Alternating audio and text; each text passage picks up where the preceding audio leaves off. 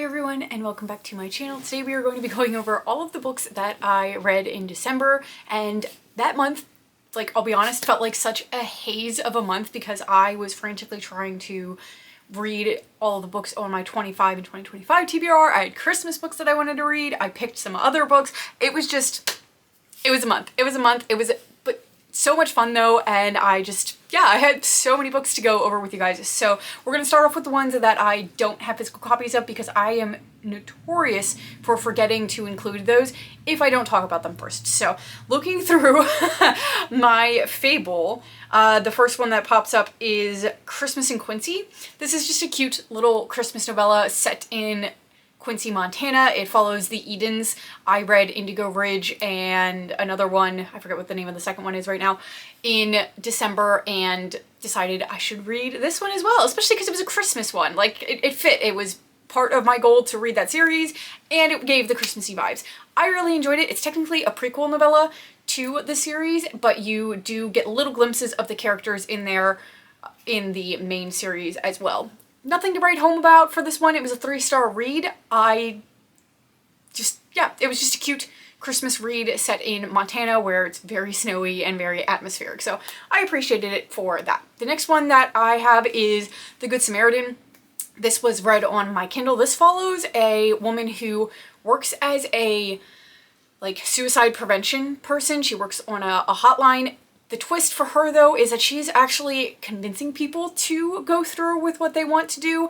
Now, the hotline she works for doesn't necessarily try to talk people out of it. They're just there as a helping hand. The thing is, she's actively pushing people towards this end goal and giving them instructions on how to do this. And for some odd reason, this is something that she kind of, I'm not going to say gets off on because she doesn't quite, but, it makes her feel fulfilled, and it's something that's linked back in her past and everything. Anyway, so she's actively doing this, and one of her bad deeds, comes back to haunt her in just the most bizarre way. I couldn't figure out where this story was going because I felt like the end result of everything came really fast, and then all of a sudden there were so many bizarre twists in this one. I'm not gonna say that I would recommend it per se, just because it is a really triggering topic for a lot of people, and I did feel like it dragged a little bit in points, but it was an interesting concept, I will give it that. Then the next one was Of Mountains and Seas. This was also on my 25 and 2025 TBR. I did not like this one. This was a 2-star read. I just felt like it didn't know what it wanted to do. It's set in modern day California, but then there are some past timelines that come into play, and it follows shifters, I guess. And in this world, some people have powers, some don't. If you're born in a shifter family and you don't, you're kind of looked down on by everybody in the shifter community. And there's these stones that you can use to try to steal power from other people. The reason that I sound so confused while explaining this is because I felt very confused reading through it. I mean, listening to the audiobook. It just felt like nothing was very well developed. You never really got a good feel for what this shifter community was like, what their powers were like, anything about them. The motivations of all the characters were very vague. The jumping back and forth between different POVs that happened was confusing. It just felt like nothing was ever accomplished in this book, which is why it's a 2-star read. Another one that I read on my Kindle was My December Darling. This is another Christmassy book. I just was in the Christmas mood, and there were so many available on my Kindle that I'm like, you know what, we're just gonna click on this one. This one was not on a TBR anywhere. I just thought it looked cute, and I remember seeing it in previous years around Christmas time, so I thought I'd give it a try. This was only a 2.5-star read. It just was kind of boring to me. It's not meant to be a full-length novel story. It's pretty short. It's only 200 or something pages. I just didn't feel connected to any of the characters in here. I felt like the writing was very surface level, and I've come to realize I'm very hit or miss on Lauren Asher's writing, and this was definitely a miss for me. It's about this young woman whose sister is getting married to her now ex-boyfriend, which should be awkward, but they're actually pretty okay with it because the main female character realized that they just weren't compatible. They weren't going to be good together, and that he was much better with her sister.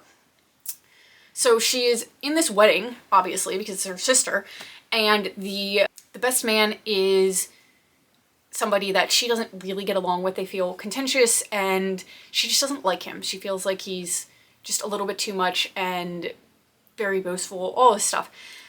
They start interacting more because of the wedding, because she's back in town for it, and he ends up deciding that he has feelings for her, and he's sort of trying to win her over. Like, that's the whole point of this story, with a woman who is very closed off to relationships and the idea of love. His attempts to win her over are cute. I think that some of them were very unique, and I did appreciate that, but I just still didn't like most of the story. I just didn't get their connection at all. It just, yeah, like I said, it felt very surface level. Okay, I do have one other one that I read on my Kindle, but it's connected to Indigo Ridge, so we're gonna wait until I get to that and then we'll talk about it. So jumping into the books that I physically own, we're just gonna grab them off of my TBR cart because that just works easiest. So, grabbing the first stack, my classic for the month was Great Expectations by Charles Dickens.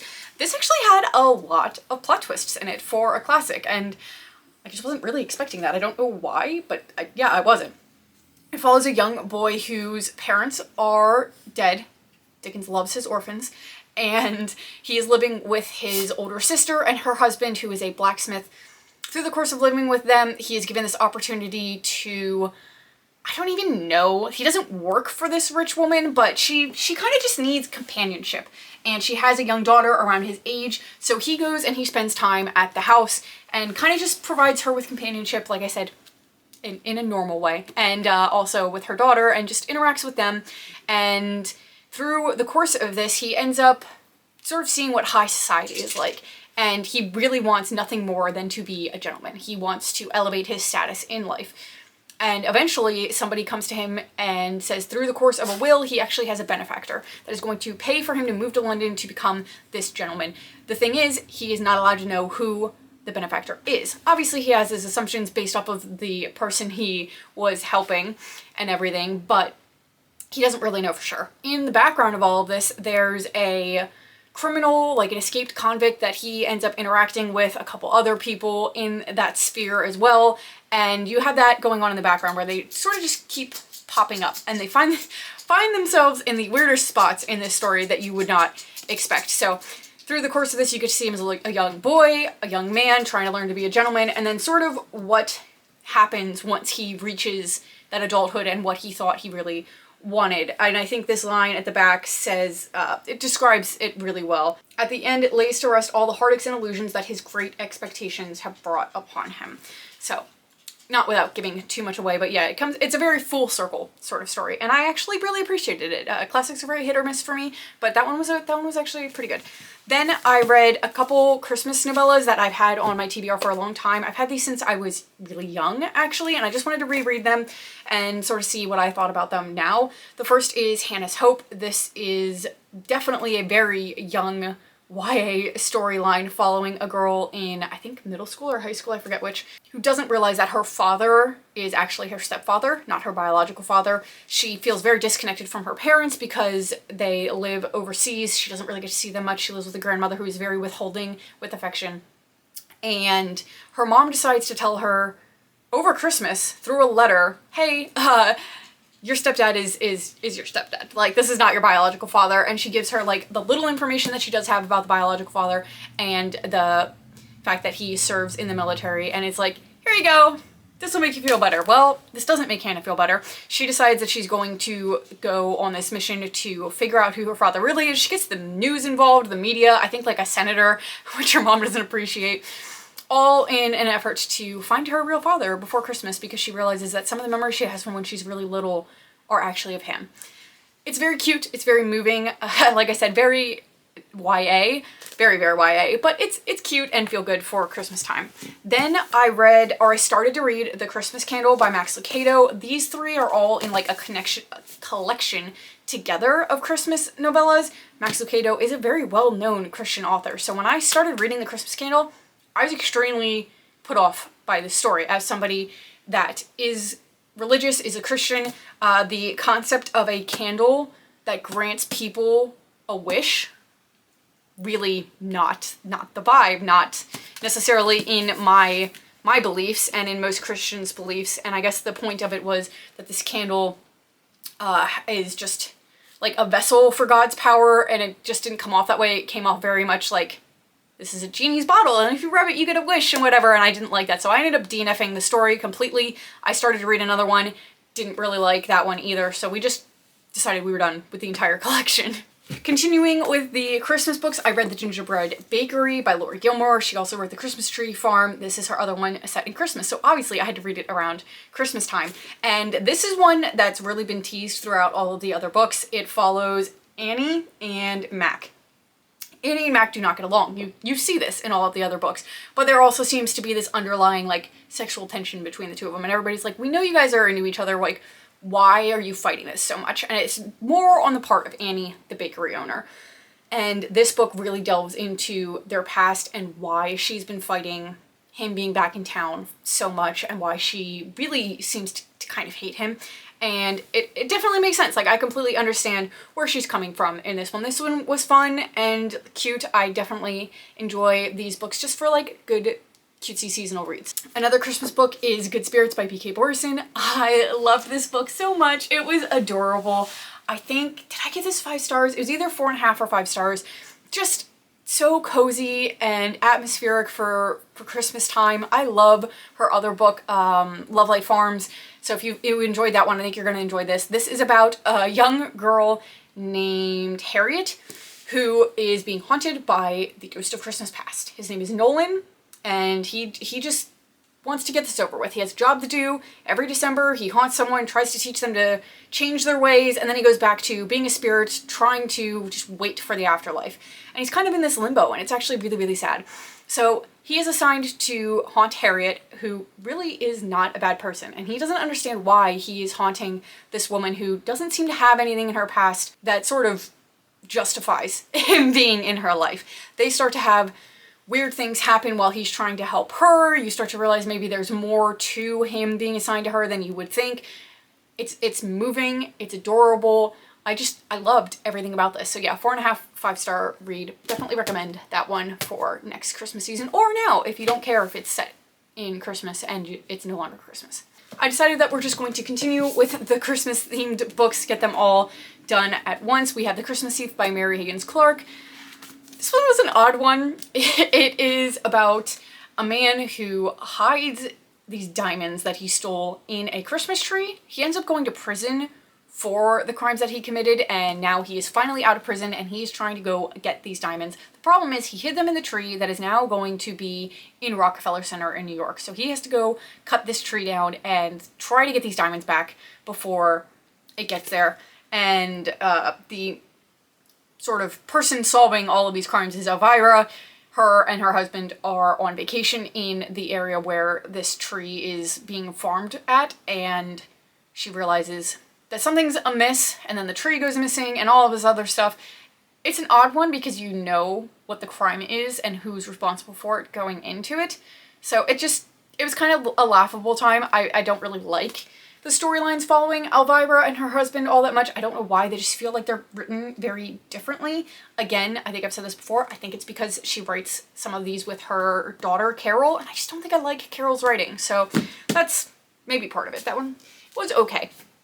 Another Christmas read that I actually really, really enjoyed is The Lodge. This is a 4-star read. This is about a woman who is hired to write a memoir for a famous musician. He was part of a boy band when he was younger. This boy band had a massive explosion in the group, and one of the members has actually been missing for like a decade, I think, or something like that. So she's very excited about this new career opportunity. The man that she's writing the memoir about actually pays for her to go to this ski resort in Vermont to write there, so she doesn't have a bunch of distractions and everything like that. While she's there, she starts taking ski lessons from a man named Tyler. She starts forming a relationship with him, and just the way that this story goes kind of gets a little bit twisty. And I did figure out, I guessed some of what it could have been in here, but I still think that the way that it was executed and everything was really well done, even if I was able to guess it. And then there was just other stuff following that was really dramatic and captivating within this story. And then you still had the really cute, feel-good Christmas moments that you would get in a Christmas novella. So you had a lot going on in this that I think worked really well. I loved the setting of a ski resort. So yeah, this one was a really good read. I'd give that 4 stars. Then the Christmas reads that really just didn't hit for me. The first is Holiday Ever After by Hannah Grace. This was such a letdown for me because I loved her Maple Hill series, Icebreaker, Wildfire, Daydream. Really, really loved those. So I expected to love this as well, but this just was so boring. It was so boring. It's about a woman named Claire. She works for a toy company that her family owns. The toy company actually kind of steals a toy design from somebody working in a small town, like just individual toy shop, and she is sent to kind of manage the fallout of this reaching the media. And while she's there, she starts interacting with Jack. He is the one that designed this toy, and it's supposed to be like this romance centering around her trying to fix all of these toy problems and everything. I just didn't feel anything for this. I didn't feel any tension between the two of them. They were very surface level characters. The storyline really, really seemed to drag. It's very slow moving. And then once things do start working out between the two of them, we decided we were going to have a conflict in here that I thought was just completely unnecessary. Like, I just didn't understand why he sort of had the thought processes that he had that led to this third act conflict that some romance authors seem to think is necessary. Yeah, I didn't enjoy it. It was like a 2-star read, which was really disappointing, like I said. Then a DNF for a Christmas book, we have How My Neighbor Stole Christmas by Megan Quinn. This is my second Megan Quinn book, and I have a 3 strikes rule. She gets one more and then I'm done, because this is the second book by her that I did not enjoy. This is sort of very Grinch inspired. It's set in a small town that is all about Christmas all the time, and during Christmas season it's even worse. All of the characters in the town are trying to compete to be Santa or Christmas Kringle. It's the Christmas Kringle concert, and it just it was gimmicky. I didn't like that part of it. Story, the main female character, I hate that name. She moves there to help her grandmother or her great aunt or something like that, who decides, you're going to compete in this competition for me. She has this tension going on with a man who lives there because she knew him from when she was younger, and he decides she doesn't deserve to win the Christmas Kringle competition, so he decides he's going to enter even though he's like the town Scrooge. And it just came off so cringy. The amount of times in the first like 50 pages that we had to talk about her tits, I was like, why does this keep coming up? And like, not even in a sexual way necessarily. Some of them were, but it wasn't like we were talking about it in a spicy scene where you would expect it. It just was like out of nowhere. And I think we hit like the 5th time and I went, you know what? I'm done. I don't like this. I didn't like the plot. It was cringy, and now we kept doing that. So yeah, her writing might just not be for me at this point. Moving away from my Christmas reads, we have Pretty Girls by Karen Slaughter. This was on my 25 in 2025. And I'm so glad that I got to this because, woo, this one was twisty and dark. Holy crap. Check trigger warnings before you go into this, because yeah, the way that this story went from 0 to 100, absolutely insane. This follows 2 women who are sisters. They're kind of estranged sisters because of a tragedy that happened when they were younger. Their other sister goes missing, and nobody's really ever been able to figure out what happened to them.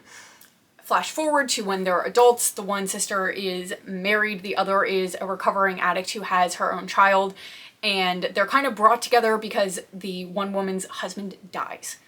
So they're brought together by this tragedy, and they start kind of looking into things around the husband, and there's just, it just explodes. It just explodes from there. Like, that's all I can say about that. I really enjoyed Karen Slaughter's writing. She is a very, like, dry sense of humor person, where it's just a regular narrative, it's moving right along, and then all of a sudden she drops something in there that you're like, wait, okay, I guess we're moving past that, and then she drops something else that's even worse, and you're like, wait, why are we not talking about this? Like, that's not a normal thing to say. That's not a normal response. And why are we not concerned? So it was kind of funny. I was laughing a little bit while reading it, but yeah, really super dark and twisty storyline, but I did really enjoy this. It's a great thriller, so I would give this 4 stars. Moving over to our next cubby, we have Indigo Ridge. This is the first book in the Edens, which I already referenced earlier. In this one, we are following a young woman named Wynn, who is moving to Quincy, Montana to become the chief of police. Her father is the mayor in this town already, so she's really determined to prove to everyone that she has got this position because she earned it, not because of her father.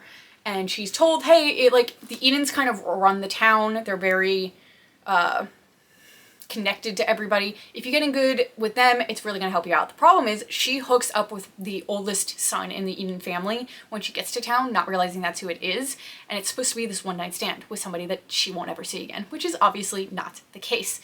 And then, of course, while she's there, one of her first big cases that she has to solve involves a young woman who ends up dead on the Eden's property, and that everybody assumes is a suicide.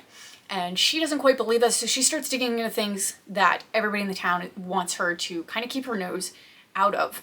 So you get a lot of tension around her not being welcome in the town. You get a lot of tension around her and, what's his name? Griffin, because they slept together and now they have to see each other. And it's definitely one of those books where you don't get a relationship building before they ever end up hooking up, obviously, because it's a one-night stand in the beginning. But while they're fighting this attraction, you get to see them building up this romance with each other. And actually, I think it was done really, really well. So I thought it was a really cute, sweet read. I'd say this is like 4 stars. Then after that, I did read Juniper Hill, which is the second book. I read that one on my Kindle. This follows a young woman who moves to town to start working at the inn that the Eden family owns. She has a very young child and no place to stay, so the owner of the inn is like, hey, my brother has like a converted space above his garage or whatever. You can stay there. The problem is the brother really doesn't want her there. He just agrees to it because his sister kind of gave him no choice. So they are now living pretty much on the same property. He doesn't want her in his life. He's very closed off to relationships. She just wants to start fresh and separate herself from her past, her family, and provide for her son.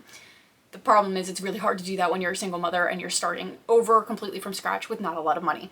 The way that he helps take care of her and starts falling for her and her child is so cute and adorable, but also the reservations that he has going into that, once you figure those out, is heartbreaking, and you just start to feel really, really bad for him and understand why he's like a little bit distant and likes to put people off. So I just thought that was another really cute one. I'd say that was like a 3.5 star read. Okay. Then I read Vicious Fae. This is the third book in the, which one is this? Ruthless Boys of the Zodiac Academy series. This is like a prequel series to the Zodiac Academy world. I can't go too much into this one, obviously, because it's the third book, but the main premise line of this series is that it's following a girl who goes to, why do I not remember which academy, the Aurora Academy, after her brother ends up dead and is trying to solve this mystery about how he got there because she doesn't believe that he killed himself like everybody's saying. And she starts interacting with like the kings of the school, some of whom are very mean, and there's like an underlying secret plot that I can't talk about too much. And anyway, this is starting to feel like it's dragging a little bit. I loved the first book, the second book was really good, but now like I still have 2 more books in this world and I just feel like we are taking forever to actually start digging into what happened with her brother, unveiling stuff. She at one point references, this can't happen to me, I need to solve this. And I'm like, do you? Because like, you're not actually really doing much to solve this at this point. Yeah, it feels like it's dragging. It did finally start connecting to Zodiac Academy a little bit. You get to see them go to that college and interact with some of the characters that you see in the original series. So I appreciated that, but yeah, I'm starting to see why some people are like, don't bother, it drags a lot. So that one was only like a 3-star read when the others were much higher rated. Then a book that is one of my favorite from the years, We Have the Night and the Moth by Rachel Gillig. She is definitely one of my favorite authors, does gothic fantasy so immaculately, and I can't wait to get the second book in my hands. Like I need it now. This follows a young woman named Six. Is this 6 or 7? Well, her name's Sybil, but she goes by Six because she is one of the 6 diviners in this world where they have this ability to connect to, I forget if they call them gods or spirits or whatever, by drowning. And they're able to sort of divine fortune for people that come and pay for it. Like when they ask, like, will my crops do well this year? They're sort of able to determine a yes or no from their divining. But it's a really painful process, and they're not they're very excited to sort of leave this commitment once their time is up. And they are at the last year that they need to be there. The king, the new king in the land, he comes to get his fortune divined along with some of his knights, and Sybil starts interacting with the knights, who she does not really like all that much. But while they're there, some of the other diviners start going missing one by one, and she's determined to figure out what is going on with them. They're a sisterhood. They had all made promises to each other about what they would do when they leave their commitment, and she wants to find them. So she pairs up with this knight reluctantly to see whether or not she can make that happen. This is really heavy on the idea of religion and sort of the blinders that can put on people, the idea of blind faith and commitment to a cause, especially from a young age. There's a gargoyle in here that can talk. He calls everybody Bartholomew. He means everything to me. He broke my heart at the end of this. Like, he's just, he's so cute. And the way that went, I was able to predict some of the points in here, but I still think they were really well executed. That didn't take away from the story for me. And then there were parts of it that I was not able to predict, that at the end I was just like broken when I got to them. So yeah, I'm very excited to get to the next one. This was a 5-star read, if you couldn't guess.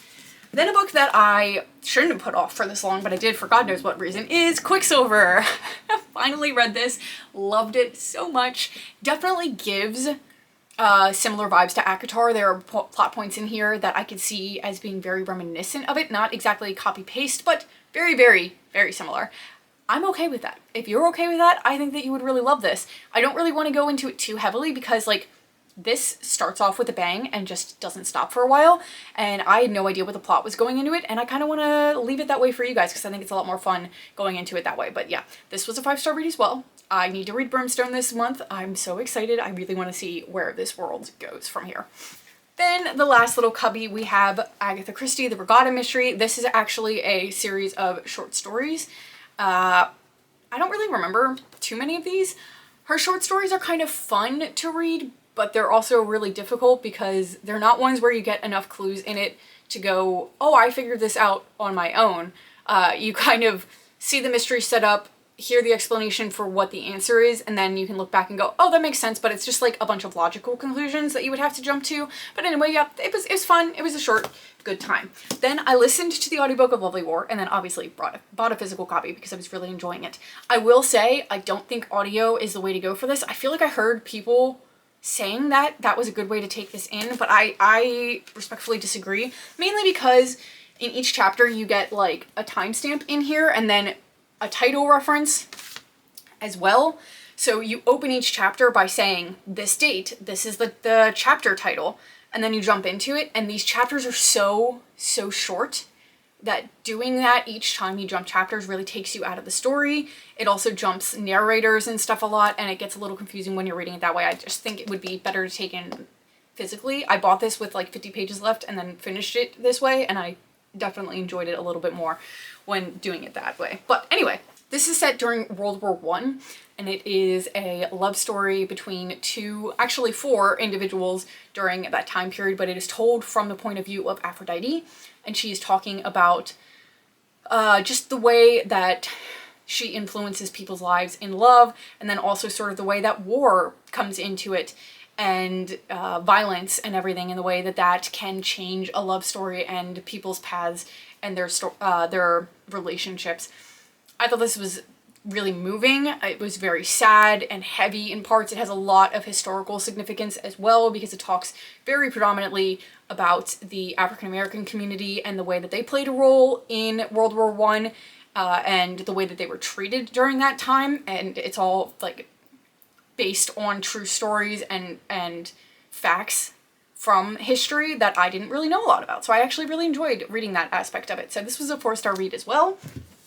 Then I finished Crown of Midnight. This is the second book in the Throne of Glass series. I'm gonna be honest, this book didn't really hook me the way that I thought it was going to.